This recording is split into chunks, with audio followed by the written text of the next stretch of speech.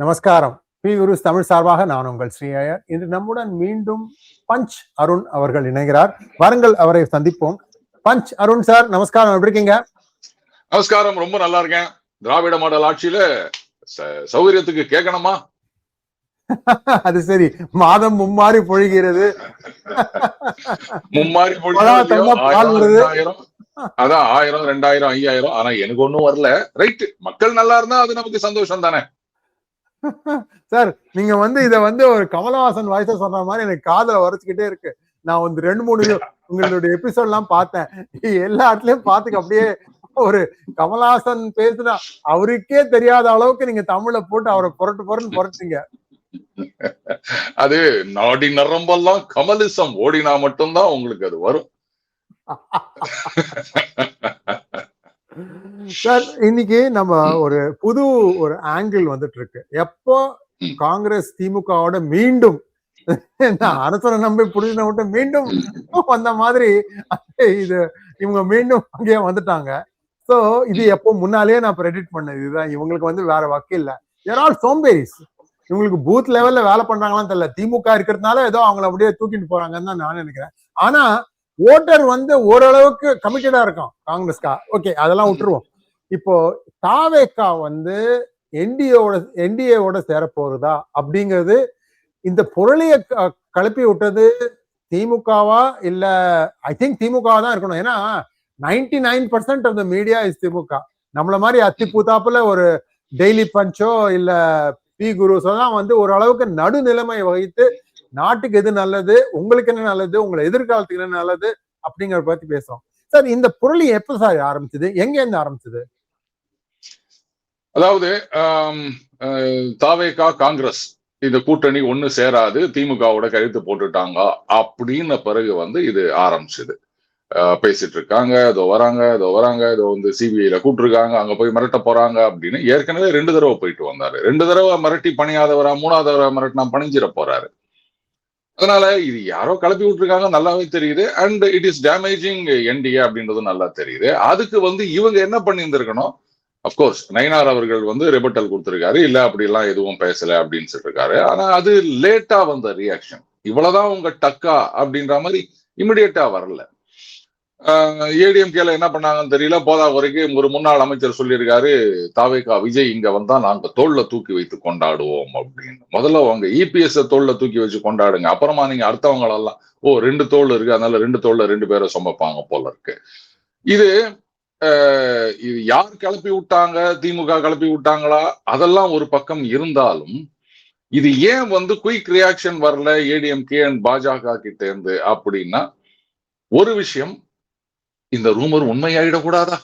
இப்ப திடீர்னு சொல்லுவோம் தங்க விலை குறைய போதான், அடுத்த வருஷம் எல்லாம் உழ போதான் அப்படின்னா நமக்கு நல்லா தெரியும் ரூமர்னு. இருந்தாலும் ஒரு நப்பாச விலை குறையாதான்னு நம்பிட்டு இருக்கோம் இல்லையா? அந்த மாதிரி சரி எப்படியாவது தாவேகா இந்த பக்கம் வந்துடாதா அப்படின்னு ஒரு நப்பாச 2 கட்சியிலுமே ஒரு சில பேருக்கு இருக்கின்றது.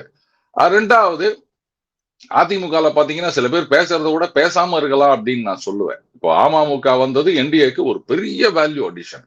அது பாட்டுக்கு அடிச்சு நவுத்துறாரு. அவரை மாதிரி பிரஸ் ஹேண்டில் பண்ணக்கூடிய ஒருத்தர் நீங்க அதிமுக யாருமே பார்க்க முடியாது. உங்களை மாதிரியே அவரும் நிறைய மிமிக்ரி பண்ணுவாரு. அட்டகாசமா இருக்கும் மிமிக்ரி அவருக்கு. சோ பாஜக இன்னும் சில பேருக்கு தாவேகா வந்துராதா அப்படின்னு தவம் கிடக்குறாங்க.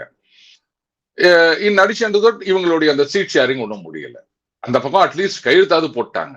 இவங்க 2 பேரும் இத்தனை சீட்டு அப்படின்னு முடிவு பண்ணி எந்த சீட்டு அப்படின்னா தானே அவங்க வேலையை ஆரம்பிப்பாங்க. எலெக்ஷனுக்கு இன்னும் எவ்வளவு நாள் இருக்குது? அவங்க விளம்பரங்கள் அப்படின்னு போட்டு அடிச்சு நவுத்திட்டு இருக்காங்க. எங்க திறந்தாலும், அது நியூஸ் பேப்பரா இருக்கட்டும், டிவியா இருக்கட்டும், மொபைலா இருக்கட்டும், எதை திறந்தாலும் தமிழ்நாடு அரசு விளம்பரம் தான் வந்துட்டு இருக்கு. அதிமுக என்ன பண்றாங்கன்னே தெரியல. அட்லீஸ்ட் பாஜக தரப்புலயாவது கவர்மெண்ட் ஆஃப் இந்தியாவுடைய அட்வர்டைஸ்மெண்ட் மோடி படம் போட்டு வந்துட்டு இருக்கு. அதிமுக என்னதான் பண்றாங்க? எல்லாம் மேல இருக்கவன் பார்த்துப்பான் அப்படின்னு உக்காந்துட்டு இருந்தா கீழே இருக்கவன் தான் ஓட்டு போடணும். அது அவங்களுக்கு புரிஞ்சதா தெரியல. சோ இந்த டிலே அந்த ரூமரை இன்னும் ஸ்ட்ரென்தன் பண்ணிடுச்சு. சோ 2 விஷயம். ஒண்ணு, இந்த 2 கட்சிகள்ல தாவேகா இந்த பக்கம் வராதான்னு காத்துட்டு இருக்க ஒரு சில பேர், அண்ட் லேட் ரியாக்ஷன்.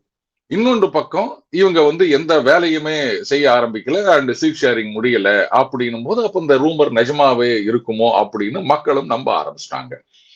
பட் இந்த தாவேகா என்டிஏ பக்கம் வந்ததுன்னு சொன்னா ரைட், அது திராவிட மாடல் 2.0 தான், அதுல சந்தேகமே கிடையாது. ஏன்னா தாவேகாவுடைய அவங்க எதிர்பார்த்துட்டு இருக்க அந்த கோர் ஓட் பேங்க் ஸ்ட்ரென்த் அப்படின்றது இவங்க பாஜக இருக்கிற அலையன்ஸ்ல போய் சேர்ந்தாங்கன்னா வரவே வராது. அது மட்டும் இல்ல, அப்படியே டிஎம்கே பக்கம் ஒரு மிகப்பெரிய கன்சாலிடேஷன் ஆயிடும். இந்த கணக்கு கூட தெரியாம பாலிடிக்ஸ்ல 1+1 is not always 2. It can be 4 or it can be even 0.5 or -1. இது தெரியாம இவங்க தாவேகாவுல வச்சுக்கிறாங்க. எங்க வச்சிருக்காங்க? ஒண்ணுமே வச்சு இல்ல. அடுத்தது தாவேகா இப்ப இவ்வளோலாம் பேசிட்டு ஆரம்பத்துல திமுக பாஜக மட்டும்தான் எதிர்த்தாங்க. ஒய்? பிகாஸ் அதிமுகவோட ஒரு அலையன்ஸ் போலான்ற பாசிபிலிட்டி இருந்தப்போ. ஈவன் ஏடிஎம்கே பாஜக சேர்ந்த பிறகு கூட அதிமுகவை கிரிட்டிசைஸ் பண்ணாம இருந்தாங்க. கேட்டா கூட அது பாருங்க, ஆளுங்கட்சி எது? திமுக. எங்களுக்கு அவங்களுக்கு தான் போட்டி, அதனால நாங்க அவங்க பத்தி பேச மாட்டேன்னு சொல்லிட்டு இருந்தவங்க அதுக்கப்புறம் ஒரு கட்டத்துல இனிமே கூட்டணியே சான்ஸ் இல்லைன்ன பிறகுதான் அதிமுகவை விமர்சனம் பண்ண ஆரம்பிச்சாங்க. இன்னி வரைக்கும் நேத்து வரைக்கும் கூட காங்கிரஸ் அவங்க டச் பண்ணல. ஏன்னா காங்கிரஸ் வரும் அப்படின்ற ஒரு நம்பிக்கையில இருந்தாங்க. இனிமே காங்கிரஸையும் அவங்க விமர்சனம் பண்ண ஆரம்பிப்பார்கள். இவ்வளவு தூரம் பண்ணிட்டு இப்ப கடைசியில இல்லங்க திமுகவை அகற்ற வேண்டும், அதனால நாம என்டிஏல சேருகின்றோம், ஒரு நல்ல நோக்கத்துக்காக, மக்களை காப்பாற்றுவதற்காக, இப்படிலாம் நீங்க என்னதான் ஒரு ஸ்பின் கொடுத்தாலுமே மக்கள் மத்தியில மெர்சல் ஆயிட்டாரு, தோத்து போயிட்டாரு அப்படின்ற ஒரு இம்ப்ரெஷன் தான் வரும். ஒரு பயந்துட்டார் அப்படின்னும் போது பாருங்க, அரசியலை பொறுத்த வரைக்கும் ஊழல், நேர்மை இப்படின்றதெல்லாம் ஒரு விஷயமே கிடையாது. தைரியமான தலைவர். அதனால தான் ஊழல் பண்ணிட்டு நான் ஒண்ணு பண்ணலையா பொய் கேசு அப்படின்னு சொல்றவங்களுக்கு ஜனங்க ஓட்டு போட்டுருக்காங்க. ஊழல் பண்ணிட்டு ஜெயிலுக்கு போயிட்டு ஹெல்த் கிரவுண்ட்ல பெயில்ல பேட்மிண்டன் ஆடுறவங்க கட்சிகள்லாம் ஓட்டு விழுந்து நிக்குது அப்படின்னு சொன்னா இதான் அர்த்தம். தைரியம்ன்றதான் தலைவனுக்கு அழகா பாக்குறாங்க மக்கள்.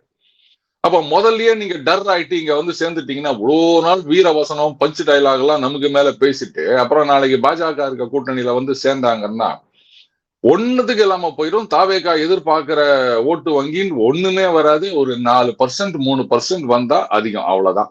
வேறஸ் அந்த பக்கம் திமுகல டிக்ரீஸ் பண்ணக்கூடிய கெப்பாசிட்டியை இந்த என்டிஏ கூட்டணி சுத்தமாக இழந்து விடும். தாவேகா தனியா நிக்கிறது தான் நாட்டுக்கு நல்லது அப்படின்னு சொல்வேன்.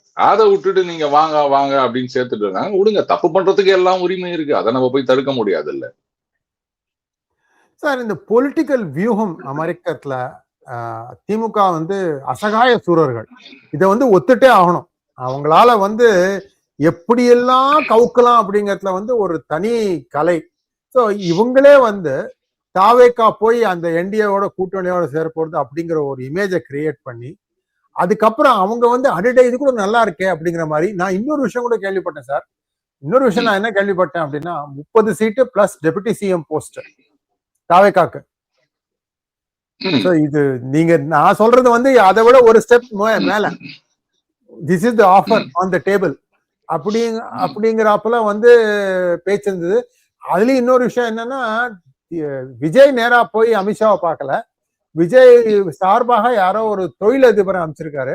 அமித்ஷா சொல்லிருக்காரு, யாரு நீ, I don't want to see you, பார்க்கல, அந்த மீட்டிங்கே நடக்கலன்னு கேள்விப்பட்டேன் நான். ஸோ அதாவது நான் என்ன சொல்றேன்னா, அரசியல்ல இந்த அளவுக்கு கூட அவருக்கு மெச்சூரிட்டி இல்லைன்னா எப்படி ஒரு பார்ட்டி சீரியஸா எடுத்துப்பாங்க? பிஜேபியில பாத்தீங்கன்னா லேசாலாம் டிக்கெட் கிடைக்காது. தமிழ்நாடு கொஞ்சம் எக்ஸெப்ஷன் வச்சுக்கோங்க. எங்கெல்லாம் அவங்களுக்கு பலம் இருக்கோ அங்கெல்லாம் யூ ஹாவ் டு பழம் விட்டு தென்னை பழம் தின்னு கொட்டை போட்டுதான் ஓரளவுக்கு கொட்டை போடும் தான் உங்களுக்கு சான்ஸ் கிடைக்கும். ஸோ அது மாதிரி அந்த ஒரு இது இருக்கும் அவங்களுக்கு. என்ன சொல்றது, அந்த கன்ஸ்டிடியூவன்சில ஒரு பேஸ் இருக்கும் அவங்களுக்கு. இந்த ஆள் இருந்தாங்கன்னா நிச்சயமா 15,000 ஓட்டு 20,000 ஓட்டு, நான் எம்எல்ஏ லெவல்ல சொல்றேன், அது உழுவும் அப்படின்னு. ஏன்னா அத்தனை பேருக்கு பரிச்சயமா இருப்பாரு அவர். அது மாதிரி. சோ இப்ப தமிழ்நாட்டை பொறுத்த வரைக்கும் நீங்க நம்ம 2 பேரும் ரொம்ப கிளியரா அதே தான் பாக்குறோம். நானும் அதே தான் பாக்குறேன். அதாவது தாவேக்கா ப்ரூவன் ஓட் ஷேர் இல்லப்பா. ஒரு தடவை நின்று நீங்க ஒரு 10% போல் பண்ணீங்கன்னா அதுக்கப்புறம் சொல்லலாம் எனக்கு பின்னால 10% இருக்கு அப்படின்னு. சும்மா ஒரு இன்ட்ரெஸ்டிங் விஷயம் இன்னொன்னு கேள்விப்பட்டேன். இது எவ்வளவு தூரம் உண்மைன்னு தெரியல, உண்மையா இல்லையான்னு தெரியல. டிவிக்கே வந்து சீட்டுக்கு வந்து டிஸ்ட்ரிபியூஷனுக்கு ஃபார்ம்ஸ் கொடுத்துருக்காங்க. அந்த ஃபார்ம் வாங்குறதுக்கு 1000 ரூபாய் ஏதோ ஒரு ரொக்கம் கட்டணும். நிறைய பேர் வந்து 100 ரூபா ஓகே 100 ரூபா. நிறைய பேர் 100 ரூபா தானே, இந்த சாக்குல விஜயோட ஒரு கை ஹேண்ட் ஷேக் பண்ணலாம், அவரோட ஒரு படம் எடுத்துக்கலாம் அப்படின்னு வந்து நிறைய பேர் வந்துருக்காங்க. அங்க பார்த்தா இந்த செகண்ட் ரேங்க் தேர்ட் ரேங்க் மக்கள்லாம் வந்து எடுத்துட்டு போயிருக்காங்க. அது முதல்ல போய் வந்தாரு, வெள்ளம்னு சொல்லிட்டாரு. இல்ல விஜய் எல்லாம் இல்ல, அங்க யாரோ தான் புஸ்தி ஆனந்த் இருக்காரு, இல்ல யாரோ ஒருத்தர் இருக்காரு அப்படின்னு. அப்படியே அது கரைஞ்சு போச்சுன்னு கேள்விப்பட்டேன் நான். சோ டிவி கேக்கு முதல் பிரச்சனை என்ன அப்படின்னா, அந்த கரூர்ல இருந்து அடியில இருந்து இவங்களால வெளில வர முடியல. ரெண்டாவது இந்த 1ல இருந்து 5 நம்பர் பிரச்சனை. அது வேற வருது. அது ஒரு ஐ டோன்ட் நோ யார் அவருக்கு அட்வைஸ் பண்ணாங்க அப்படின்னு. அடுத்தபடியா அவர் பண்ண ஸ்டெப் வந்து அரசியலை பொறுத்த வரைக்கும் பாருங்க, யூஎஸ்லயே அவன் வந்து ஜிப்பர் கூட இருக்காம சொத்திட்டு இருப்பானுங்க. ஆனா அரசியலுக்கு ஓட்டு கேட்கணும்னா அப்படியே குடும்பமே இருப்பாங்க. குடும்பம் என்ன, மனைவி 2 பிள்ளை 2 மக்கள், சில சமயம் இவனு வயசாயிட்டு இருக்கும், அவன் தாத்தாவா இருப்பான், பேர குழந்தைகள் எல்லாம் வந்து நிற்பாங்க. அப்படியே ஹம் சாத் சாத்ங்கிற மாதிரி அப்படியே ஒரு இந்த தாராச்சந்த் பர்ஜாட்டியா படம் மாதிரி கொண்டு வந்து வச்சிருவாங்க. அப்படிதான் எங்க ஊர்லயே எலெக்ஷன் நடக்கும். வெளியில 4வது விஷயங்கள் நடந்துட்டு இருக்கும். இந்த விதம் வந்து ஒரு ஃபேமிலி மாடல்ல தான் எல்லாரும் எதிர்பார்க்காங்க. நீங்க சொல்றீங்க, நீங்க நான் நினைச்சேன் அது வந்து ஒரு Vijay should have come swinging the other way. 6ல இருந்து 10 நம்பர் எடுத்து போட்டு பாடுறா அப்படின்னு. அது பண்ணாம நான் இப்படிதான் பண்ணுவேங்கிறாரு. எனக்கு தெரியல, எனக்கு என்னமோ அது வந்து கொஞ்சம் நெருடுது. நீங்க என்ன சொல்றீங்க? அதாவது நீங்க சொன்னதுல வந்து நிறைய விஷயங்கள்ல நான் முரண்படுகின்றேன். ஒண்ணு வந்து யாரு இவருக்கு அட்வைஸ் பண்றான்னு கேக்குறீங்க. யாரும் அட்வைஸ் பண்ண முடியாது. ஏன்னா அவரோட ஒரு படத்துல ஒரு டயலாக்னு நினைக்கிறேன், நான் ஒரு தடவை முடிவு எடுத்துட்டேன்னா என் பேச்ச நானே கேட்க மாட்டேன். ஏங்க அவர் பேச்சையே அவர் கேட்க மாட்டாருன்னு போது அட்வைஸ் பண்றவங்க பேச்ச அவர் யாராவது கேட்டுட்டு இருப்பாரா? இது விஜய் சொன்னாருன்னா, இது வந்து சல்மான் கான் டயலாக் ஹிந்தில. அப்படியா தெரியல, இது விஜய் டயலாக் தான் நினைக்கிறேன். ஒரு தடவை நான் முடிவு எடுத்துட்டேன்னா கதை எப்படி போச்சுன்னு சொல்றேன் பாருங்க. பாட்ஷால நான் ஒரு தடவை சொன்னா 100 தடவை சொன்ன மாதிரின்னு சொல்றாருல்ல. ஆமா. இதை எடுத்து ஹிந்தியில அடாப்ட் பண்ணப்போ இது மாதிரி பண்ணிருந்தாங்க, என் பேச்சே நான் கேட்க மாட்டேங்கிற மாதிரி. நம்ம ஊருக்கு வந்து போல இருக்கு. அடுத்தது என்ன, பாலிடிக்ஸ்ல வந்து மெச்சூரிட்டியே இல்லாம இருக்காரு அப்படின்னு. ஏன்னா வேற எதுல மெச்சூரிட்டியோட இருக்காரு அவரு? என்னவோ எல்லாத்துலயும் ஒரு மெச்சூர்டா இருக்கா மாதிரி. எல்லாத்தையும் போய் நான் வந்து பூத கண்ணாடி வச்சு பாக்கல சார், பாலிடிக்ஸ் மட்டும் தான் பார்த்தேன். அதாவது இப்ப சமீபத்துல இந்த அரசியல் கட்சி ஆரம்பிச்ச பிறகு பேசியிருந்தாரு. என்ன பார்த்தா என்ன பயப்படுற மாதிரியா தெரியுது அப்படின்னாரு. தெரியவே இல்லைங்க, ஆனா அம்மா அவர்கள் நன்றாக ஆட்சி நடத்துகின்றார்கள் அப்படின்னு இந்த மாதிரியே கையை கட்டின்னு போய் நிற்கும் போது அது என்ன அப்படின்னு எனக்கு தெரியல. இப்ப கட்சி ஆரம்பிச்ச பிறகு வந்து இது மாதிரி வந்து அவருக்கு செலவு வைக்கணும்ன்றீங்க, கோர்ட்ல கேட்டாங்க, மக்கள் பணத்தை எடுத்து ஏன் வந்து இது மாதிரி செலவுக்கிறீங்க அப்படின்னு கேட்டாங்க, அதுக்கு என்ன அர்த்தம் தெரியுமா அப்படி இப்படின்னு வீரவசனம் பேசினாரு.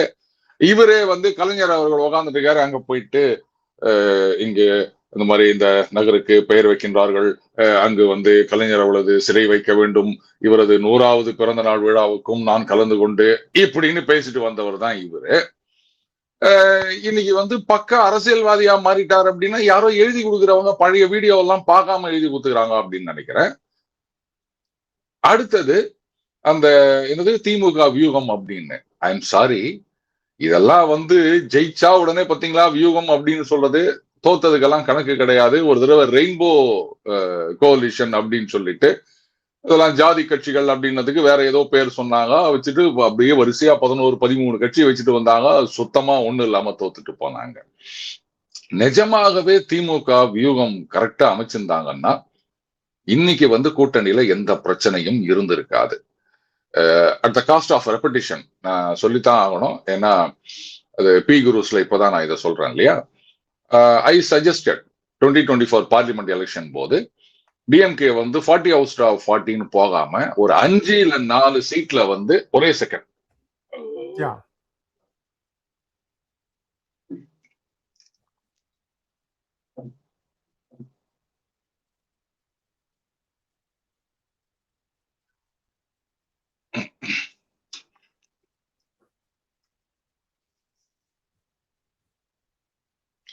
சாரி, திமுக வந்து ஒரு 4 இல்ல 5 சீட்லயாவது பாஜகவை ஜெயிக்க விட்டுட்டாங்கன்னு சொன்னா 2026 அவங்களுக்கு அலையன்ஸுக்கு பிரச்சனையே இருக்காது. இல்லைன்னா அத்தனை பேரும் போட்டு பிச்சு புடுங்கி எடுத்துருவாங்க அப்படின்னு அந்த ஸ்ட்ராட்டஜியை ஃபாலோ பண்ணியிருந்தாங்கன்னா, ஏன்னா இங்க வந்து ஃபீல்டு வந்து கிளீன் ஆயிட்டு இருக்கும். ADMK would have been decimated in 2024. கிட்டத்தட்ட அது மாதிரி தான் ஆயிடுச்சு. நிறைய இடத்துல டெபாசிட் போயிடுச்சு, நிறைய இடத்துல 3வது இடத்துக்கு வந்தாங்க. இன் அடிஷன் டு தட் பாஜக ஒரு 4-5 சீட்ல ஜெயிச்சிருந்தாங்கன்னு சொன்னா எல்லாமே ஒரு டெக்டானிக் ஷிஃப்ட்னு சொல்லலாம் தமிழ்நாடு பாலிடிக்ஸ்ல. பிஜேபி வெர்சஸ் டிஎம்கே அப்படின்னு ஆயிட்டு இருக்கும். Even TVK would have been forced to align with the DMKன்ற மாதிரி இருந்திருக்கும். சோ அந்த வியூகம் அமைக்கிறது அப்படின்றதெல்லாம் கிடையாது, ஏதோ நடக்குது. இன்ஃபேக்ட் எங்க தேமுதிகெல்லாம் வந்து 6 இல்ல ஒரு ராஜ்யசபா சீட்டு கொடுக்கிற அளவுக்கா வந்து தேமுதிக இன்னைக்கு இருக்குது. அன்னைக்கு அதிமுக 5 சீட்டு கொடுத்தாங்க பார்லிமெண்ட் எலெக்ஷன்ல, அதுவே தப்பு. அப்படி இருக்குச்சு இவங்க ஒரு ராஜ்யசபா சீட்டு கொடுக்குறாங்கன்னும் போதே நமக்கு தெரிய வேண்டாமா இவங்க வந்து சொதப்பிட்டாங்கன்னு. அது வியூகம் அப்படின்றதெல்லாம் கிடையாது. பட் இது அன்ப்ரூவன் அப்படின்னு ஒண்ணு சொன்னீங்க, இதையும் வந்து என்னால ஏத்துக்க முடியாது. ஏன்னா ப்ரூவ் பண்ணிட்டு தான் வரணும் அப்படின்னா இது என்ன வந்து இந்த என்னது இந்த வேர்ல்டு கப்புக்கு வந்து குவாலிஃபைங் அப்படின்னு ஏதாவது இருக்கு அந்த மாதிரி, இல்ல ஃபுட்பாலுக்கு குவாலிஃபைங் அந்த மாதிரி எல்லாம் இல்ல. ப்ரூவ் பண்ணணும் பண்ணுறதெல்லாம் வேற. நிக்கிறார் வரார். இப்போ விஜயகாந்த் வந்தாரு. இவங்களோட பிரச்சனை என்னன்னா இவங்க எல்லாம் ஹீரோங்க. மொத படத்துல சார் மியூட் ஆயிடுத்து.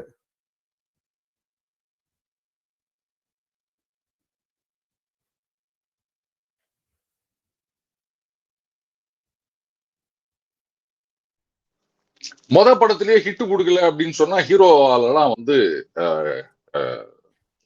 கண்டினியூஸா நிக்க முடியாது ஃபீல்டுல. சோ இவங்க வந்து எடுத்த உடனே செகண்ட் ஆக்டரா பாலிடிக்ஸ்ல போனாங்க அப்படின்னு சொன்னா அதுவும் அவங்களால சர்வைவ் ஆக முடியாது. சோ ப்ரூவ் பண்ணணும்ன்றது அவசியம் கிடையாது. விஜயகாந்த் அது மாதிரிதான் வந்து ஃபர்ஸ்ட் தனியா நின்றார். அதுக்கப்புறம் வேற வழி இல்லாம அலையன்ஸ்க்கு போனார். பட் அங்க ஒழுங்கா இருந்திருந்தா பிரச்சனை இருக்காது. ஏகப்பட்ட குழப்பங்கள். அதனால வந்து அதிமுக அவங்கள வந்து உடைச்சி நொறுக்கி எடுத்துட்டாங்க. அதுக்கப்புறம் ஒண்ணுமே இல்லாம போயிடுச்சு தேமுதிக அப்படின்றது. தாவேகாவை பொறுத்த வரைக்கும் sir as a political force they can make a mark. அதுல எனக்கு எந்த சந்தேகமும் கிடையாது. ஆனா பொலிட்டிக்கல் ஃபோர்ஸா இல்ல, இன்னும் அவங்க வந்து சினிமா வாரியே தான் எல்லாத்தையுமே ட்ரீட் பண்ணிட்டு இருக்காங்க. அந்த டெக்னிக்கை தான் ஃபாலோ பண்ணிட்டு இருக்காங்க. இதுதான் வந்து going to be the greatest அன்டூயிங்னு நான் சொல்லுவேன்.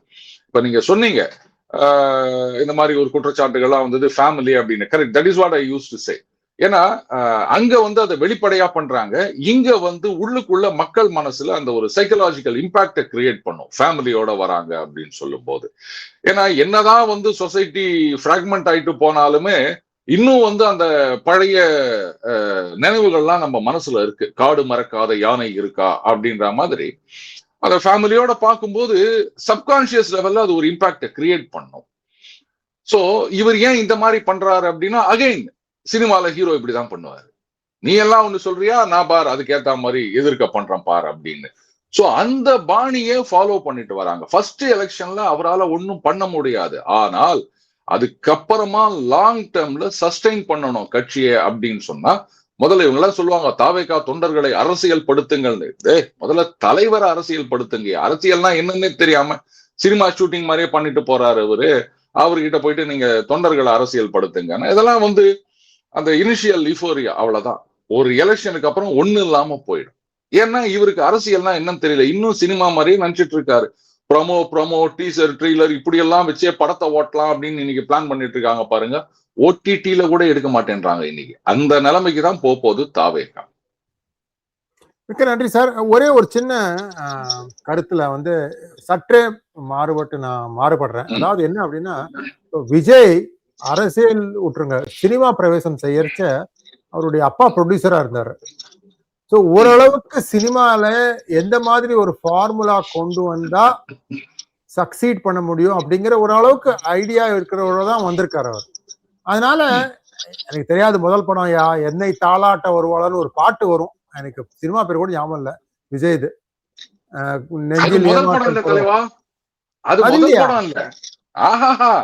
இன்ஃபேக்ட் அது வரைக்கும் வந்து அப்படியே ஓடிட்டு இருந்தது படம். அந்த படத்துக்கு அப்புறம் தான் கொஞ்சம் ஒரு அப்லிஃப்ட் கிடைச்சது அவருக்கு. அதுக்கு இன்ஃபேக்ட் சொல்ல போனா ஒரு படத்துல விஜயகாந்த் ஒரு பெரிய இதுவா வச்சுட்டு வந்தாரு அவரு. படம் சரியா வரணும் அப்படின்றதுக்காக விஜயகாந்த் கிட்ட போயிட்டு அவர் அந்த படத்துல இருந்து செந்தூர பாண்டியன் சம்திங் ஏதோ ஒண்ணு, எனக்கும் பேர் ஞாபகம் இல்ல. அதுக்கப்புறம் அப்படியே நடிச்சிருந்தாரு. ஆல்சோ ரேன் அப்படின்ற மாதிரி தான் இருந்தது. குத்துப்பாட்டு, ஃபைட்டு இப்படியே ஓடிட்டு இருந்தது படம்லாம். அதுக்கப்புறமா தான் கொஞ்சம் சீரியஸா இது பண்ண ஆரம்பிச்சாங்க. சோ அட்லீஸ்ட் ஓரளவுக்கு கிரவுண்டிங் இருந்ததுன்னு நான் பாக்குறேன். பாலிடிக்ஸ்ல வந்து அந்த இமேஜை எடுத்துட்டு வந்து அந்த காலத்தை எம்ஜிஆர் பண்ணலையா, ஜெயலலிதா பண்ணலையா? ஜெயலலிதாவே வந்து she rode on the coattails of MGR. இப்போ விஎன் ஜானகி ஒரு பெரிய கொஞ்சம் ஒரு சினிமால வந்து பேர் எடுத்திருந்தாலோ இல்ல வேற யாராவது ஒருத்தர் அந்த அந்த கேம்ப்ல இருந்து who was a well known face மாதிரி இருந்திருந்தா இன்னும் கொஞ்சம் டஃப்பா இருந்திருக்கும் ஃபைட். எனிவே அதெல்லாம் பழிச்சு. இப்போதைக்கு இப்ப பாத்தீங்கன்னா அப்பெல்லாம் சோசியல் மீடியா கிடையாது சார். 4 பத்திரிகை என்ன சொல்லித்தோ அதுதான் எல்லாரும் நம்புவாங்க, பொய்யோ உண்மையோ. இப்ப அப்படி இல்ல. நீங்க வந்து எத்த சொன்னாலும் அதுக்கு எதிர்பதமா சொல்றதுக்கு இருக்காங்க. ஓகே, தமிழ்ல வந்து நீங்க அப்படியே பிளாங்கெட் பண்ணலாம். எல்லா 99 சேனல்ல பார்த்தாலும் இதுல இதுதான் இருக்குன்னு. அந்த அரை சேனல் இருக்கு பாருங்க, ஜனம் டிவியோ இல்ல டெய்லி பஞ்சோ இல்ல பி குரு தமிழோ, சிந்திக்க வைக்கிறது. அது நிறைய பேர் இதையும் பாக்குறாங்க. இவங்க என்ன சொல்றாங்க பாப்போம் அப்படின்னு. இப்ப நான் என்ன சொல்றேன்னா, இது ஒரு வேண்டாத ஒரு defocus for NDA to try and bring TVK into the thing. எப்படியாவது திமுக தோக்கடிச்சு தீரணும் அப்படிங்கிறது ஓகே, இன் கான்செப்ட் பரவாயில்ல. பட் இந்த ஓட் டிரான்ஸ்பர் வராது அப்படிங்கிறது தான் எனக்கு உள் மனசுல பட்டது. நீங்களும் அதே தான் சொல்றீங்க. இப்ப கடைசியில பாருங்க,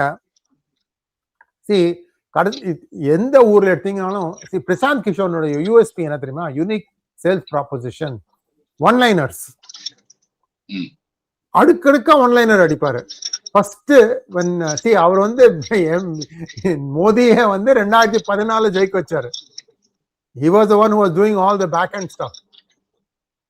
அதுலதான் அவருடைய இது வந்தது. ஆனா அதுக்கு வந்து பதிலா வந்து ராஜ்யசபா சீட் கொடுத்துருக்க மாதிரி கேட்டிருக்காரு. அதை ஒத்துண்டா மாதிரியும் ஜெயிச்சு வந்ததுக்கு அப்புறம் அமித்ஷா வந்து அப்படிதான் ஒன்னும் சொல்லலைங்கிற மாதிரியும் அதுல வெறுத்து நான் யார் என்றது உன்னை காண்பிக்கிறேன் அப்படின்னு சொல்லிட்டு 2015 பீகார்ல நிதிஷ்குமார் பல்டி அடிச்சு திருப்பி மீண்டும் ஆர்ஜேடி கிட்ட போனப்போ இவங்களுக்கு வந்து மெசேஜிங் கொடுத்தது இவருதான். உதாரணத்துக்கு ஒன்று சொல்றேன், மண்டல் வர்சஸ் கமண்டல். மண்டல்ங்கிறது வந்து ரிசர்வேஷன், கமண்டலம்ங்கிறது வந்து பிஜேபி. இது மாதிரி ஒரு அடுக்கடுக்கா கொடுப்பாரு. பிஹாரி வர்சஸ் பாஹரி, பாஹரினா வெளியில இருந்து வந்தவங்க. இது மாதிரி பிரசாந்த் கிஷோர் வந்து அடுக்கு மொழியா கொடுப்பாரு. அதுலதான் வந்து திரும்பிதான் ஒரு ஒரு ஐடியா இருக்கு, ஒப்பீனியன் இருக்குன்னு வச்சுக்கோங்க. இப்ப தமிழ்நாட்டுல இதே கதைதான். சொல்லுங்க. இதுல நான் உங்களுக்கு ஒரு இன்சைட் இன்ஃபர்மேஷன் சொல்லவா? இந்த ஒன்லைனர் இது கேட்சியா சொல்லுவாங்க அப்படின்னீங்களா, இதெல்லாம் எங்க வந்தது அப்படின்னா, என்ன சொல்றது, பேசாம இவர் கட்சி ஆரம்பிச்சது பதிலாக சினிமா போயிருக்கலாம் அப்படின்னு நினைக்கிறேன். ஏன்னா இன்னைக்கு சினிமா ஹீரோ எல்லாம் போய் கதை சொல்லணும்னா ஒன்லைன் சொல்லுங்க அப்படின்வாங்க. 1.5 மணி நேர கதையை ஒரு லைன்ல எப்படிங்க சொல்றது அப்படின்னா, சார் நீங்க தான் சார் அண்ணன், அவ்வளவுதான் ஒன்லைன். சூப்பர், முடிஞ்சு போச்சு. அதுதான் வந்து அண்ணாத்தேன்னு ஒரு படம் வந்து அண்ணாத்தையா வாட் இஸ் தட், ரஜினியோட ஒரு படம் வந்தது இல்லையா, அது மாதிரி. சார் நீங்க ஒரு அண்ணா 3 தங்கச்சி சார், சூப்பர், அவ்வளவுதான் படம் பண்ணிரு அப்படின்னு. யா, யூ கண்டினியூ. சோ இப்போ தமிழ்நாட்டிலேயே வந்து பணம் வந்து புரள போறது. கண்டிப்பா அதிமுகவால வந்து திமுக அளவுக்கு மேட்ச் பண்ண முடியுமா முடியாதான்னு தெரியல. அப்போ அதிமுகவும் வந்து they should be getting ready with one-liners. உதாரணத்துக்கு நான் சொன்னேன்னா, நோட்டு வீட்டிற்கு ஓட்டு நாட்டிற்கு. இல்ல என் மண் என் மக்கள் மாதிரி வச்சுப்போமே. சோ இல்ல கடமை கண்ணியம் கட்டுப்பாடு நேர்மை நாணயம் நல்லாட்சி அதுவும் சொல்லலாம். சோ இந்த ஒன்-லைனர்ஸ் எல்லாம் வந்து தயார்படுத்தணும். அது பண்றாங்களா இல்லையான்னு தெரியல. பட் எனக்கு என்னமோ இது வேஸ்ட்னு தோன்றது. ஆனா உங்களுக்கு கடைசியா லேட்டஸ்டா இந்த குருவி எல்லாம் வந்து கேட்டுட்டு வந்து நம்ம காதுல சொல்லும், இதுதான் நடந்திருக்கு மச்சின்னு. குருவி என்ன சொல்றது உங்க காதுல? குருவி வந்து இந்த மாதிரி ஒரு அலையன்ஸே கிடையாது அப்படின்னு சொல்லுது. இதுதான் வந்து என் காதுல குருவி சொல்லல, கழுதை வந்து சொல்லுச்சு. கழுதுன்னா எங்க ஊர் டெமோக்ராட்டிக் பார்ட்டி சிம்பல் சார். நீங்க வந்து கழுதையெல்லாம் ரொம்ப இழிவா வைக்காதீங்க. ஏன்னா நாங்க வந்து ஒரு சிரிப்பு சிறப்பு நிருபர் வச்சிருக்கோம். அவர் பேர் வந்து கழுதையார். ஏன்னா அந்த கழுதார் ஆந்தையார் இப்படின்னு நிறைய பேர் இருக்காங்க. நம்ம யாரா எதுவுமே யூஸ் பண்ணாதுன்னு பார்த்தோம். கழுதை தான் யாரும் யூஸ் பண்ணல. அதனால நாம அதை யூஸ் பண்ணிக்கிட்டோம். So இது இப்போ ஆப்போறது இல்ல. So basically you don't think it's going to happen. கிடையாது. Okay, so let's say it's a three-way fight. 3 வழி தாக்குதல்னு வெச்சுப்போம். அப்போ டிவிகேனுடைய ஃபைனான்சியல் பொசிஷன் மிகவும் மலிந்து விட்டதாக குறைந்து விட்டதாக கேள்விப்படுறேன். அதாவது they are not in a great shape. என்னன்னு தெரியல. அது ஃபண்டிங் வந்து வெளில இருந்தா வந்துட்டு இருந்தது. இல்லன்னு கேள்விப்பட்டேன். அது எந்த அளவுக்கு உண்மை சார்? இல்ல, அவங்களுக்கு வந்து ஃபண்டிங்ல எந்த பிரச்சனையும் இருக்காதுன்றதுதான் என்னுடைய கருத்து. ஓகே, அதை பத்தி கவலையே பட வேணாம். அது பாட்டுக்கு வரும். சோ அப்படின்னா அது நான் சொன்னதுதான் அப்ப திருப்பி வரணும். நோட்டு வீட்டிற்கு ஓட்டு நாட்டிற்குன்னு தான் போடணும். 2 பேரும் கொடுப்பாங்களே 3ல. இல்ல 2 பேரும் அப்படின்னும் போது கூட இன்னைக்கு வந்து அந்த நோட்டு கொடுத்தாதான் ஓட்டு, இல்ல நோட்டு கொடுக்கறவங்களுக்கு ஓட்டு அப்படின்றத விட நோட்டு கொடுக்கலன்னா ஓட்டு கிடையாது. இப்போ யாராவது அப்படின்னு சொன்னா 2 கட்சி இல்ல 3 கட்சி depending upon number of parties அவங்க பாட்டுக்கு எதுவும் கொடுத்துட்டு போறாங்க. இப்ப 2 பேர்கிட்ட காசு வாங்குறோம், 2 ஓட்டா போட போறாங்க இல்ல. சோ அவங்களுக்குன்னு ஒரு ப்ரிஃபரன்ஸ் இருக்கும், வாங்கி வச்சுட்டு போடுறாங்க. இது வந்து அந்த நோட்டு அப்படின்னு சொல்லல, நான் சொல்றது வந்து அந்த பிட் நோட்டீஸ் அப்படின்னு சொல்றேன். ஏன்னா you have to be technically and legally கரெக்டா இருக்கணும் இல்லையா? அதனால யாராவது ஒருத்தர் கொடுக்கல அப்படின்னு சொன்னா அந்த காரணத்துக்காகவே அவங்களுக்கு எதிராக ஓட்டு போடுறது அப்படின்றதும் இருக்கு. சோ அதனால இந்த நோட்டு பெரிய இம்பாக்டை ஏற்படுத்துமா அப்படின்னா நான் அப்படி நினைக்கல சார். இன்னைக்கு அது வந்து ஒரு சாதாரண விஷயமா போயிடுச்சு அப்படின்னு தான் நினைக்கிறேன். போதா குறைக்கு அரவிந்த் கெஜ்ரிவாலுக்கு அப்புறம் பாத்தீங்கன்னா இது எல்லாமே வந்து ப்ரீபெய்ட் ஆகி போயிடுச்சு. I'm sorry, post paid. நாங்க வந்து அரசாங்க பணத்தை எடுத்து உங்களுக்கு கொடுக்குறோம் அப்படின்னு. எதுக்கு வந்து இதெல்லாம் சிக்கல்ல மாட்டிக்கிறது? 1000, 2000, 2500, 3000 அப்படின்னு ஏலம் போடுற மாதிரி ஆயிப்போச்சு. இன்னைக்கு கிட்டத்தட்ட எல்லா ஸ்டேட்லயும், மேபி யூபி அண்ட் குஜராத் மட்டும்தான் இது வரைக்கும் வரல அப்படின்னு நினைக்கிறேன். மாசம் இவ்வளவு கொடுக்குறோம், இல்ல வந்து ஒட்டுக்காய் இவ்வளவு கொடுக்குறோம் அப்படின்ற மாதிரி ஆயிப்போச்சு. இது எங்க போய் முடியும்னு எனக்கு தெரியல. கோர்ட்ல கேட்டதுக்கு எலெக்ஷன் முடியட்டும், அதுக்கப்புறம் வந்து இதை பர்சியூ பண்ணலாம்னு சொல்லியிருக்காங்க போல இருக்கு. இதுக்கு ஒரு கேஸே ஃபைல் பண்ணியிருக்காங்க. பட் இப்ப இந்த எலெக்ஷன் முடிச்ச பிறகு போனாங்கன்னு சொன்னா உடனே சொல்லுவாங்க, இருங்க அந்த எலெக்ஷன் வருது, எம்பியில வருது, அங்க வருது, இங்க வருது, அது முடியட்டும் அப்படின்வாங்க. இது பாட்டு எலெக்ஷன் தான் வந்துட்டே இருக்க மாறி மாறி. அதனால இதுக்கெல்லாம் ஒரு முடிவு வரும்னு தோணல. ஒரு காலகட்டத்துல தமிழ்நாட்டுல பாத்தீங்கன்னா அந்த பஸ்ஸுக்கெல்லாம் வந்து தலைவர்கள் பெயர் வச்சிருந்தாங்க. அதுல பெரிய பிரச்சனை ஆகி அதுக்கப்புறம் தான் வந்து தலைவர்கள் பேரே கிடையாது, அந்தந்த மாவட்டத்து பேர் அப்படின்னு ஒட்டுக்கா மாத்தினாங்க. ஞாபகம் இருக்கா?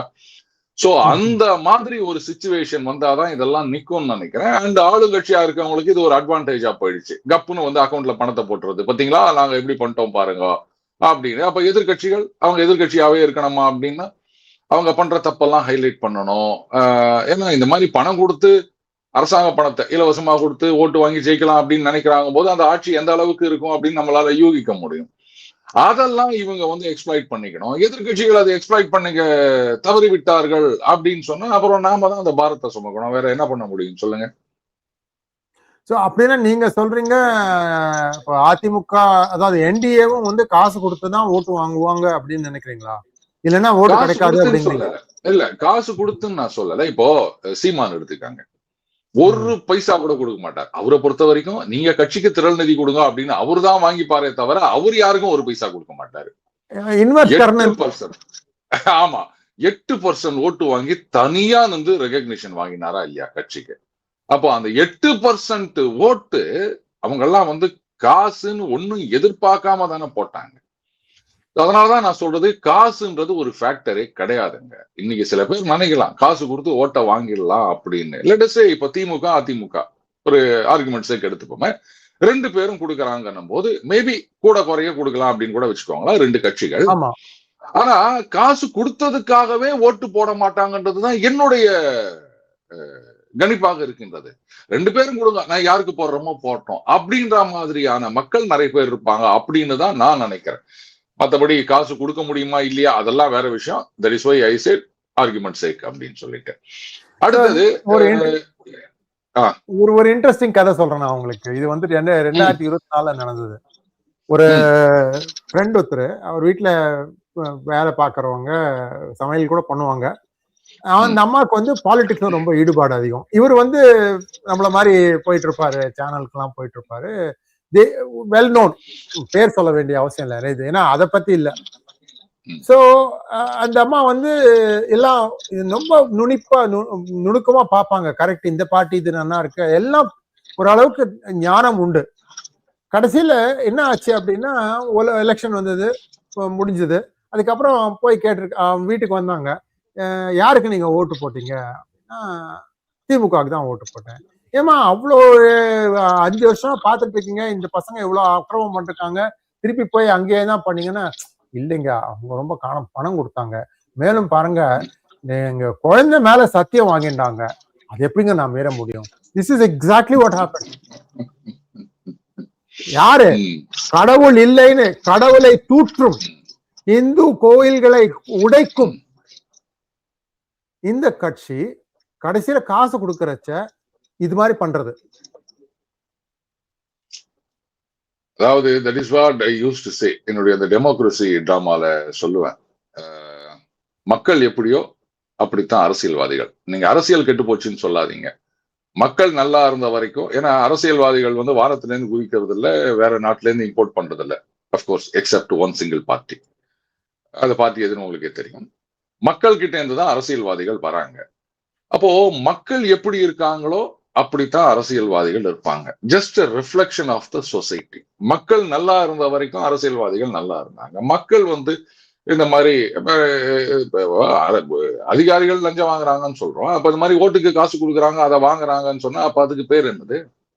அப்புறம் இவங்க வந்து அரசு அலுவலகங்களில் ஊழல் அதிகமாகி விட்டது, அரசியல்வாதிகள் லஞ்சம் வாங்குகிறார்கள் அப்படின்னு சொல்றதுல என்ன யோகியதை இருக்குது?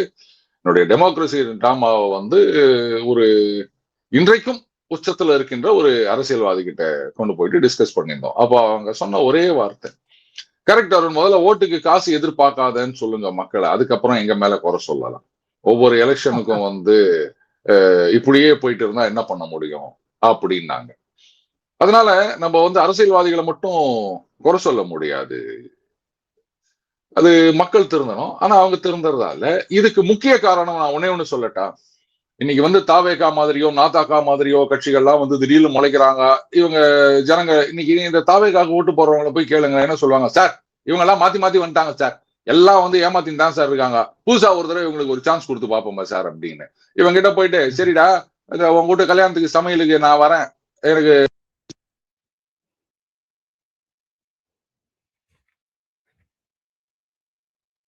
சமையலுக்கு வந்து கான்ட்ராக்ட் என்கிட்ட கொடுக்குறியா, எனக்கு ப்ரீவியஸ் எக்ஸ்பீரியன்ஸ் கிடையாது அப்படின்னு சொல்லி பாருங்க, அது எப்படி அப்படின்வான். வீட்டுக்கு மட்டும் இவ்வளவு எக்ஸ்பீரியன்ஸ் வேணும், உனக்கு என்ன யோகியதான்னு கேட்பான், ஆனா நாட்டுக்குன்றது கிடையாது. காரணம் என்னன்னா, இந்த அரசியல்வாதிகள் மக்கள் மனசுல வந்து நம்பிக்கையை ஊட்ட தவறிவிட்டார்கள். அப்படி நம்பிக்கையை கொடுக்கிற ஒரு சில அரசியல்வாதிகளையும் வந்து கட்சிகள் ஒதுக்கி தள்ளி போடுறாங்க. அதனாலதான் வந்து ரைட்டு, இந்த டெய்லர் சரியில்லையா, நான் பிளம்பர் கிட்ட போயிட்டு என் துணியை கொடுக்குறேன் அப்படின்ற மாதிரி யாராவது ஒருத்தர் பஞ்சு டயலாக் பேசிட்டாங்க, நான் மக்களுக்காக இருக்கிறேன் அப்படின்னு சொன்னா உடனே ஓடி வந்துடுறாங்க. இதுதான் நடக்குது. சோ அந்த சிஸ்டத்து மேல மக்களுக்கு நம்பிக்கை இல்லை அப்படின்றதோடைய வெளிப்பாடுதான் நாதாகாவுடைய வளர்ச்சி, தாவேகாவுடைய வளர்ச்சி. இன்ஃபேக்ட் நாதாகாவை கூட நான் என்ன சொல்வேன்னா, நோட்டாவுக்கு இருக்கின்ற ஆல்டர்னேட்னு நான் சொல்வேன். இந்த சிஸ்டம் மேல இருக்க ஒரு வெறுப்பு, அரசியல் மாதிரிகள் மீது இல்ல அந்த இருக்கின்ற நம்பிக்கையின்மை, இதுதான் வந்து நாதாகா மாதிரி கட்சிகளை வந்து வளர்த்து விடுகின்றது.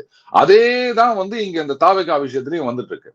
அவங்களுக்கு ஒரு சான்ஸ் கொடுக்கும். என்ன சான்ஸ் கொடுப்ப நீ? அவருக்கு என்ன தெரியும்னு நீ கொடுப்ப. அதே வந்து தாவேகா விஜய் நாளைக்கு ஒரு சினிமா எடுக்கிறாரு அப்படின்னு சொன்னா, சார் நான் நல்லா நடிப்பேன் சார் அப்படின்னு நான் போய் நின்றா எனக்கு ஒரு சான்ஸ் கொடுப்பாரா? சரி கொடுத்து பாப்போம் அப்படின்னு. ஏன்னா ஆஃப்டர் ஆல் ஃபியூ க்ரோர்ஸ் போட்டு பணம் எடுக்க போறாங்க. ஆனா ஒரு அரசாங்கம் அப்படின்றது வந்து எத்தனை லட்சம் கோடிகள் புழங்குகின்ற இடம், மக்களுடைய தலைவிதியை நிர்ணயிக்கின்ற இடம். அந்த இடத்துல வந்து எக்ஸ்பீரியன்ஸ் இல்லாம என்னன்னே தெரியாம இந்த மாதிரி பஞ்சு டயலாக் பேசிட்டு இருக்க ஒருத்தரை நீங்க கொண்டு போய் உட்கார வைக்கிறீங்க அப்படின்னு சொன்னா இது எப்படிங்க ஏத்துக்க முடியும்? சோ இப்ப இருக்கின்ற கட்சிகள் திருந்த வேண்டும். முதல்ல நாம இப்படியே பண்ணிட்டு இருந்தோம்னு சொன்னா நாளைக்கு இந்த மாதிரி யாராவது ஒரு தட்டி தூக்கிட்டு போயிருவாங்க அப்படின்றத அவங்க ரியலைஸ் பண்ணணும். இப்படியே ஏமாத்திட்டு இருந்தாங்கன்னு சொன்னா நாளைக்கு இப்படித்தான் ஆகும். சார், நீங்க சொன்ன ஒரு விஷயம் எனக்கு பளிச்சுன்னு பட்டது. தமிழ் தமிழ் வெற்றி கட்சி இவங்களுக்கு வந்து பற்றாக்குறை இல்லை அப்படிங்கிற பட்சத்துல வந்து அவங்களுடைய ஓட் பேங்கை தக்க வச்சுக்க முடியும் இல்லையா எங்க போனாலும்? இல்ல அதாவது பணப்பற்றாக்குறை இல்லை அப்படின்றது வந்து இந்த விளம்பரங்களுக்கோ இல்ல வந்து கூட்டங்களுக்கோ அதுல, ஏன்னா எப்பவுமே புதுசா ஒரு கம்பெனி ஆரம்பிக்கிறாங்கன்னா அதுல போய் சேர்ந்தீங்கன்னா உங்களுக்கு வந்து ப்ரமோஷன் சான்ஸ் அதிகமா இருக்கும்னு சொல்லிட்டு படத்துல பேப்பர் போட்டு வரவங்களும் நிறைய பேர் இருப்பாங்க. எஸ்டாப்ளிஷ்டு ஃபிலிம்ல நீங்க போனா தானே வந்து மேல வரதுக்கு லேட் ஆகும். இப்ப திமுக அதிமுக நீங்க இன்னைக்கு போயிட்டு உறுப்பினரா சேர்றீங்கன்னா என்னைக்கு வந்து நீங்க வருது, அன்லஸ் உங்க அப்பாவோ இல்ல அம்மாவோ தாத்தாவோ அங்க இல்லாத வரைக்கும் உங்களால மேல வரணும்னு எதிர்பார்க்க முடியாது. சோ இது ஒரு ஆப்பர்ச்சுனிட்டின்றதுக்காக கபால்னு உள்ள போடுறாங்க. அண்டு இதுல இன்வெஸ்ட் பண்றதுக்கு நிறைய பேர் ரெடியா இருக்காங்க. பாருங்க, இது எத்தனை பேர் அதை பாத்தீங்கன்னு எனக்கு தெரியாது. ரஜினி அவர்கள் கட்சி ஆரம்பிக்க போறாரு அப்படின்ற காலகட்டத்துல வந்து அவருக்கு வந்து ரொம்ப நெருங்கியவராக இருந்ததாக கருதப்பட்ட ஒருவர், அட்வைசர்னு கூட சொல்லுவாங்க, அவர் ஒரு பேட்டியில ஓப்பனா சொன்ன விஷயம். அவர்கிட்ட ஒருத்தர் வந்தாரா, நான் இந்த இடத்துல வந்து ஒரு ஆஸ்பத்திரி வச்சு நடத்திட்டு இருக்கேன், நான் ஒரு டாக்டர், அந்த ஏரியால எனக்கு நல்ல பேர் இருக்குது, செல்வாக்கு இருக்குது, அதனால கட்சியில வந்து எனக்கு சீட்டு வாங்கி கொடுக்கணும், நான் வந்து 5 கோடி வரைக்கும் செலவு பண்ண தயாராக இருக்கின்றேன் அப்படின்னு சொன்னாராம். இவங்க வந்து சிஸ்டத்தை மாத்தணும் அப்படின்னு சொன்னவங்க, அவரும் வந்து அந்த மாதிரி ஊழல் ஒழிப்பு அப்படின்லாம் பேசிட்டு இருக்கவரு. அப்ப வார்த்தையை என்ன சொல்லணும், 28 லட்சம் செலவு பண்ற இடத்துல 5 கோடி நீ செலவு பண்ணியானா அப்புறம் நீ எப்படி நீ நேர்மையான அரசியல் இது பண்ணுவ அப்படின்னு சொல்லியிருந்தா அவரை நான் மதிச்சிருப்பேன். அவர் என்ன சொன்னாரா, உனக்கு வயசு என்ன அப்படின்னு கேட்டு 50 வயசு ஆயிடுச்சா, அப்ப உனக்கு சீட்டு கிடைக்காது, போயிட்டு வா அப்படின்னா. இந்த மாதிரி இருக்கும்போது நீங்க என்ன பண்ண முடியும் சொல்லுங்க. அத மாதிரி இங்க பாத்தீங்கன்னா இன்வெஸ்ட் பண்றதுக்கு நிறைய பேர் தயாராக வருவார்கள். அதுதான் நான் சொன்னேன், பணப்பற்றாக்குறை இருக்காது அப்படின்னு. 2 கோடி 3 கோடி இன்னைக்கே பாருங்களேன், இந்த நேர்காணல் அப்படின்ட்டு கட்சியில எல்லாம் கூடும்போது எவ்வளவு செலவு பண்ணுவீங்க அப்படின்னு தான் கேட்பாங்க. அதுக்கு அவங்க என்ன பண்றாங்களோ அதை வச்சுதான் மோஸ்ட்லி ஒரு செல்வாக்குன்றது ஒரு ஆஸ்பெக்டா இருந்தாலும், என்னதான் செல்வாக்கா இருக்கின்ற ஒருவனும் காசு செலவு பண்ண முடியாதுன்னா டிக்கெட் கொடுக்க மாட்டாங்க. சோ இன்னைக்கு தாவேகால வந்து பணத்தை கொட்டி நான் செலவு பண்றதுக்கு தயாரா இருக்கேன்னு முன்வருவதற்கு ஏராளமான பேர் இருப்பாங்க. அதனால பணப்பற்றாக்குறை கிடையாது. ரெண்டாவது, ஏங்க சொல்றாங்க 500 கோடி சம்பளத்தை விட்டு வந்தவர் அப்படின்னு இத்தனை வருஷமா வந்து சம்பாதிக்கிறாரு, கையில காசு இல்லாம போவோம், அதுலயும் கணக்கு காமிச்சது காமிக்காததுன்னு வேற 2 வேற இருக்கு போல இருக்கு. அதனால அதெல்லாம் வந்து பணம் இருக்கும், ஆனா ஜனங்க கிட்ட மனம் இருக்குமான்றதுதான் கேள்வி.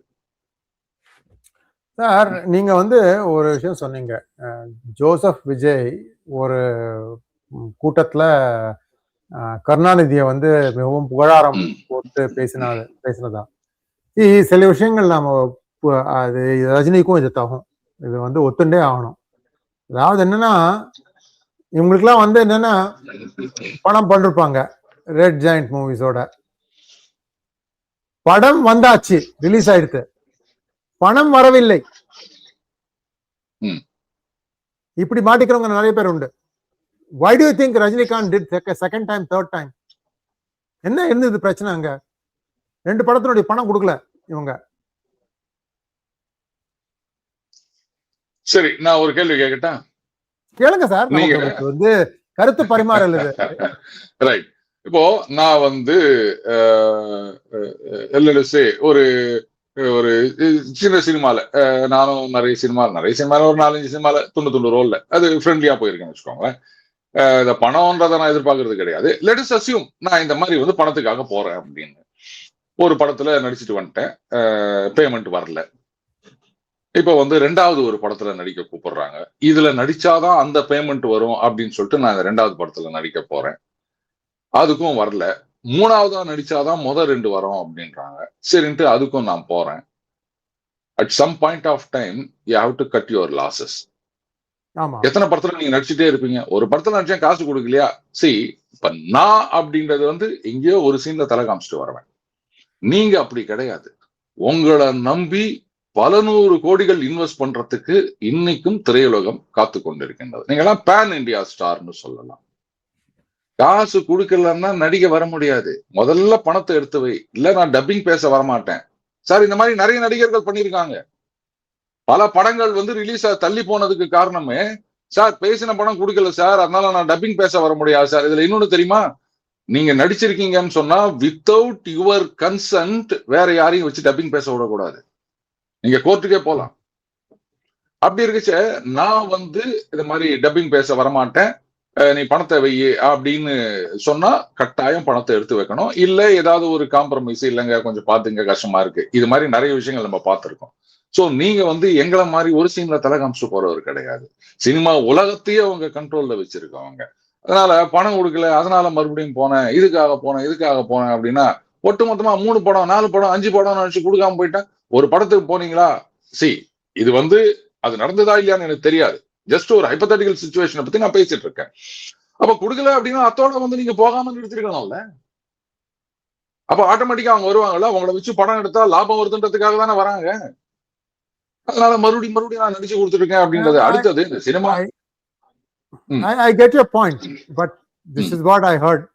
Anyway, இது ஏன்னா 2-3 தடவை புலி வருதுங்கிற மாதிரி ஆயிடுச்சு ரஜினிகாந்த் அரசியல். அதாவது இந்த சினிமா நடிகர்களை பொறுத்த வரைக்கும் பாத்தீங்கன்னா, புதுசா ஒருத்தர் சிஎம்மா பதவி ஏற்கிறார் அப்படின்னு சொன்னா உடனே சினிமா உலகமே தேர்ந்து அவங்களுக்கு ஒரு பாராட்டு விழா. ஏங்க ஒரு சிஎம் ஒருத்தர் பதவி ஏத்துக்கிறாருன்னா சினிமாக்காரங்க மட்டும் தான் பாராட்டு நடத்தணுமா? ஏன் ஹோட்டல் தொழிலாளர்கள், இன்ஜினியர்ஸ், டாக்டர்ஸ் இவங்க எல்லாம் பாராட்டு நடத்த மாட்டாங்களா? எதுக்கு வந்து நீங்க சினிமாக்காரங்க வந்து அரசியல்வாதிகள் பின்னாடியே போயிட்டு இருக்கீங்க? அவங்க சப்போர்ட் உங்களுக்கு உடனே சப்போர்ட் இல்லாம படம் ஓடாதா? இல்ல நீங்க வந்து அவங்களுக்கு ஜால்ரா தட்டல அப்படின்னா படத்தை நிறுத்திடுவாங்களா? சரி நிறுத்திட்டு போட்டோம். அப்புறம் நீங்க அந்த உங்க கருத்தை இப்போ ஜெயலலிதா இருக்கும்போது நாங்க அப்படி கருத்து சொன்னார், இப்படி கருத்து சொன்னார், அதனால ஆட்சி மாற்றம் வந்து விட்டது அப்படிலாம் சொன்னீங்கல்ல. அப்ப அதே மாதிரி சொல்லிட்டு போங்க எல்லாரும். இந்த entire cinema industry revolt against government அப்படின்னு சொன்னா ஒரு பெரிய இம்பாக்ட் இல்ல. நீங்க தானே வந்து இன்னைக்கு அரசியலே நிர்ணயம் பண்றீங்க, அப்படிதானே சொல்லி நிக்கிறீங்க. அப்புறம் ஏன் பயப்படணும்னு கேக்குறேன். அரசியல்வாதிகள் முறைச்சிங்கன்னா படம் ஓடாது அப்படின்னு. படம் நல்லா இருந்தா ஓடும். நீங்க அரசியல்வாதிகள் முறைக்க வேணாம். நீங்க முறைக்காம இருந்தா கூட இன்னைக்கு படம் ஓட மாட்டுது. அதான் பிரச்சனை. திரௌபதி 2 படம் கேள்விப்பட்டிருக்கீங்களா? ஆமா கேள்விப்பட்டேன், பார்க்கல. நல்ல படம், பிரமாதமான படம். அது வந்து உங்களுக்கு ஃபில்லர் மாதிரி ஓட்டிட்டு இருந்தாங்க. 2 மணி ஷோ, 6 மணி ஷோக்கு நடுவுல 4 மணிக்கு காட்டுற மாதிரி. அதுவும் கொங்கு பெல்ட்ல வேர் there is a fair amount of consonants. அதாவது அந்த இந்த மாதிரி ஒரு டாபிக் வந்து நல்லா ரெசனேட் ஆகும். அங்கேயே கூட 2 பேர் இல்ல 4 பேர் அப்படிதான் ஓடிட்டு அந்த படம். நல்ல படம் ஓடாது. அதுவும் என்ன பாயிண்ட் இஸ் நாட், நான் உங்களோட I'm not arguing with you. இவங்க ஈகோ சிஸ்டத்தையே கண்ட்ரோல் பண்றாங்க அருண்ஜி. சினிமா வந்து நிறுத்துறது இல்ல, டிஸ்ட்ரிபியூஷன்லயும் கை வைக்கிறாங்க. நீங்க இவங்கள மீறி உங்களால ஒரு படத்தை எங்கேயும் ரிலீஸ் பண்ண முடியாது. ஒரு தியேட்டர் வாங்க மாட்டாங்க. I fully agree with you. அதாவது பராரின்னு ஒரு படம், அற்புதமான படம். ஆனா ரெஸ்பான்ஸ் இல்ல, ஓடிடில தான் போச்சு. அது பிஎன்சி சென்டர்ல தான் ரிலீஸ் பண்ணாங்க. ஜமான் ஒரு படம், என்னமா நடிச்சிருக்கான் தெரியுமா அந்த ஹீரோவா நடிச்ச பையன், அற்புதமா இருந்தது. ஆனா தியேட்டர் கிடைக்க மாட்டேது, ஓடிடில தான் ரிலீஸ் பண்ண வேண்டியதா இருக்குது. I fully agree with you. இன்னைக்கு இத சினிமா துறையை சார்ந்த ஒரு சிலரே வந்து இதை பத்தி பேசியிருக்காங்க. சின்ன படங்களுக்கு கிடைக்கல, ஓடிடில கூட கிடைக்க மாட்டேது, எங்களுக்கு தியேட்டர் கிடைக்க மாட்டேது. சமீபத்துல சல்லியர்கள்னு ஒரு படம் அப்படின்னு நினைக்கிறேன், தமிழர்களுக்காக குரல் கொடுக்கறதுக்காக எடுக்கப்பட்ட படம், தியேட்டரே கிடைக்கல, நீங்க இது மாதிரி பண்றீங்களே அப்படின்னு அவங்க எல்லாம் பேசியிருக்காங்க. என்னுடைய கொஸ்டின் என்னன்னா, அப்போ ரைட், இந்த மாதிரி வந்து டிஸ்ட்ரிபியூஷன்ல இருந்து தியேட்டர்ல இருந்து எல்லாத்தையும் வந்து ஒத்தங்க தான் கண்ட்ரோல் பண்றாங்க அப்படின்னா அவங்களுக்கு ஏன் கூஜா தூக்கிட்டு இருக்கீங்க? நீங்க அவங்களை எதிர்த்து நீங்க குரல் கொடுத்தீங்கன்னா சினிமால இருக்க வேற வழி சார், வேற வழி.